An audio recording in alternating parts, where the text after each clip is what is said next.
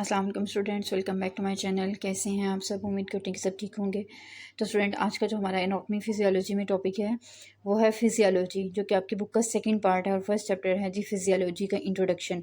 तो इंट्रोडक्शन हम देख लेते हैं जी, क्या इसमें बता रहा है। कह रहा है कि anatomy and physiology are the branches of the biology. ठीक है, कहते हैं कि ये एनाटॉमी भी और जो फिजियोलॉजी भी है, ये दोनों ब्रांचेज हैं बायोलॉजी की, that concern with the form and function of the body. ठीक है, तो इनका जो कंसर्न होता है, ये इसमें जो चीज़ें हम स्टडी करती हैं वो क्या होती हैं। एक तो फॉर्म होती है, फॉर्म किसे कहते हैं, शक्ल को, ठीक है, साख्त को या स्ट्रक्चर को, and function of the body और ह्यूमन बॉडी के अफ़ाल को, या फिर कोई भी लिविंग ऑर्गेनिज्म है उसकी बॉडी के अफ़ाल और उसके स्ट्रक्चर की जो स्टडी होती है वो हमारे पास एनाटॉमी एंड फिजियोलॉजी कहलाती है।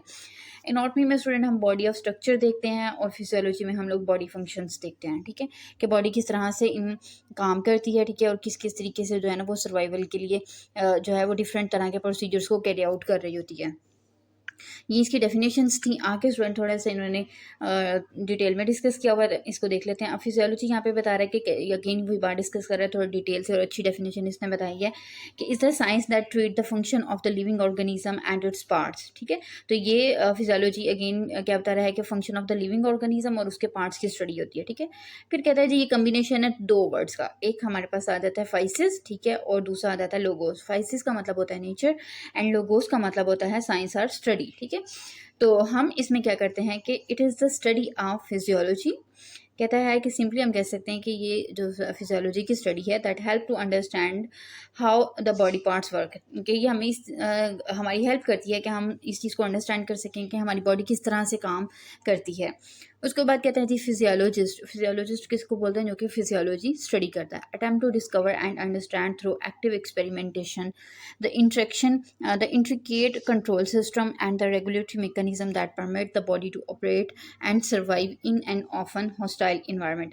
अब यहाँ पे स्टूडेंट ये बता रहा है कि जो फिजियोलॉजिस्ट होता है, जो फिजियोलॉजी की स्टडी करता है, वो क्या करता है कि वो एक्सपेरिमेंट्स कंडक्ट करता है। एक्सपेरिमेंट्स के थ्रू चेक करता है कि जो है ये फंक्शन किस तरह से परफॉर्म हो रहे हैं। फिर इसके बाद ये कंट्रोल सिस्टम को देखता है, रेगुलेटरी सिस्टम को देखता है। स्टूडेंट, कंट्रोल सिस्टम और रेगुलेटरी सिस्टम हमारी बॉडी के ब्रेन और जो है ना ब्रेन जो आगे एक्शन परफॉर्म करवाता है, जिन जिन चीज़ों को एक्शन देता है, ठीक है, ऑर्डर देता है, ठीक है, तो वो जो है हमारे रेगुलेटरी मैकेनिज्म के अंदर आ जाते हैं। अब इन दो चीज़ों की वजह से ही हमारी बॉडी सर्वाइव करती है, ऑपरेट करती है, ठीक है, अपने फंक्शंस को परफॉर्म कर रही होती है इन एन हॉस्टाइल इन्वायरमेंट। ठीक है, जब इन्वायरमेंट जो है वो थोड़ा हॉस्टाइल होगा, फेवरेबल नहीं होगा या फेवरेबल कंडीशन होगी, तो उनमें किस तरीके से बॉडी काम कर रही है, तो उसमें हमारा ब्रेन और हमारे जो रेगुलेटरी मैकेनिज्म आ जाते हैं, और एक्सपेरिमेंट्स के थ्रू हम इनको सारा स्टडी करते हैं। उसके बाद कहते हैं कि एज अ साइंटिफिक डिसिप्लिन के तौर पे physiology can be divided into according to the. अब कहते हैं कि फिजियोलॉजी को भी हम डिवाइड कर देते हैं डिफरेंट टाइप्स के अंदर। ठीक है, अब इसमें जो सबसे पहले उसने डिस्कस किया हुआ है जो टाइप जो इसमें इन्वॉल्व होती है, कहते हैं कि the type of organism involve. कहते हैं कि अगर किसी ऑर्गेनिज्म, एक स्पेसिफिक ऑर्गेनिज्म के लिहाज से अगर हम स्टडी कर रहे हैं तो वो फिर उसी की फिजियोलॉजी बन जाती है। जैसे अगर ह्यूमन के अंदर करेंगे तो ह्यूमन फिजियोलॉजी, प्लांट में करेंगे तो प्लांट फिजियोलॉजी बन जाएगी। ठीक है, उसके बाद कहते हैं कि the organisational level such as molecular और सेलुलर फिजियोलॉजी। फिर कहते हैं कि हम जो फिजियोलॉजी है इसको हम डीपेस्ट करके भी पढ़ सकते हैं, मतलब हम अपनी सुपरफिशियल से डीपेस्ट स्टडी भी कर सकते हैं। कि जैसे ह्यूमन बॉडी है, ठीक है, देखते हैं तो कितने बड़े स्ट्रक्चर्स हैं इसके अंदर, एक पूरी बॉडी एक बिग फॉर्म में आपके सामने प्रेजेंट होती है। लेकिन अगर हम मजीद बेस में जाते जाएँ तो हमें पता लगता है कि हमारी बॉडी के अंदर ऑर्गन सिस्टम है। ऑर्गन सिस्टम किससे मिलकर बने हुए हैं? ऑर्गन से। ऑर्गन्स किससे मिलकर बने हुए हैं? टिश्यूज से। टिश्यूज़ किससे मिलकर बने हुए हैं? सेल्स से। सेल्स और ऑर्गेनेल्स प्रेजेंट होती हैं, वो किससे मिलकर बनी होती हैं? वो बनी होती हैं जी जो है वो एटम से बनी होती हैं या सेल से बनी होती हैं। सेल आगे बना किसका होता है? एटम से।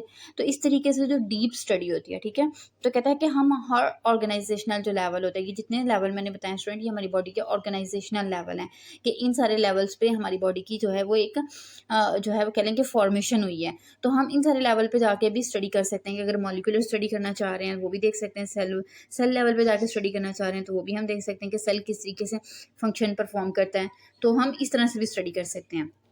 उसके बाद आ जाता है कि अगर हम किसी एक सिस्टम के लिहाज से अगर स्टडी करना चाहते हैं, सिस्टमैटिक फंक्शन देखना चाहते हैं, ठीक है, तो उसमें जैसे अगर किसी बॉडी का कोई एक आप सिस्टम ले लें, अगर बाय द वे आप कर रहे हैं हार्ट की स्टडी कर रहे हैं, ठीक है, तो उसको हम कार्डियोवास्कुलर फिजियोलॉजी कहेंगे। और अगर आप ब्रेन की कर रहे हैं तो न्यूरोफिजियोलॉजी। और अगर आप उसको रिस्पिरेटरी सिस्टम, हमारे लंग्स की, ब्रीथिंग सिस्टम की फिजियोलॉजी चेक करना चाहेंगे तो उसमें रिस्पिरेटरी फिजियोलॉजी हमारी आ जाती है।